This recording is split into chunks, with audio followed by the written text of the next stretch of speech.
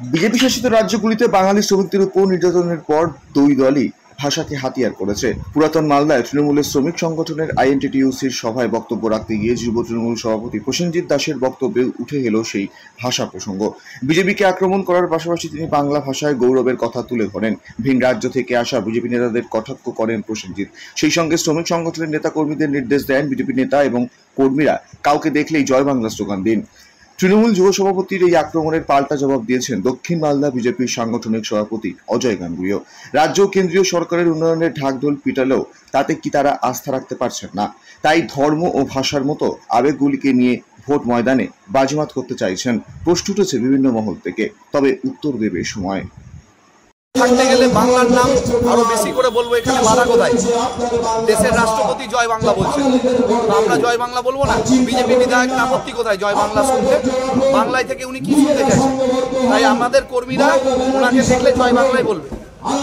জয় বাংলা, এপার বাংলা, ওপার বাংলা, ভারত বাংলা সমস্ত কিছু বলতে পারে, তাদের এটা বলার স্বাধীনতা আছে।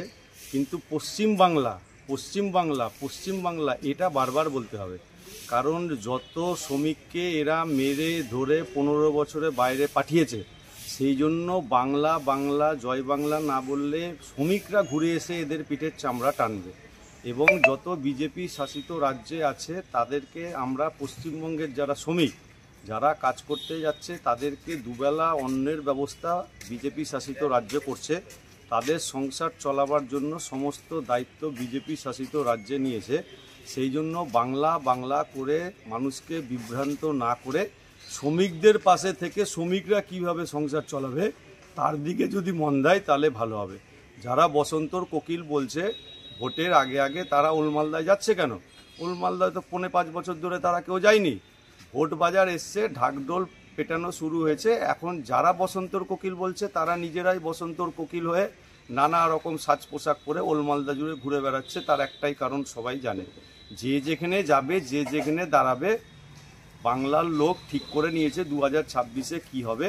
সেই জন্য এপার বাংলা ওপার বাংলা জয় বাংলা যে যা ইচ্ছা বলুক, তাতে ভারতীয় জনতা পার্টির চিন্তার কোনো কারণ নাই। 2026 সালে মানুষ ঠিক করেছে ভারতীয় জনতা পার্টিকে সরকারে আনবেই। সেই জন্য এসব নিয়ে আমাদের খুব একটা চিন্তা বেশি কিছু নাই। মালদা থেকে পরিতা সরকারের রিপোর্ট, বুলেট নিউজ।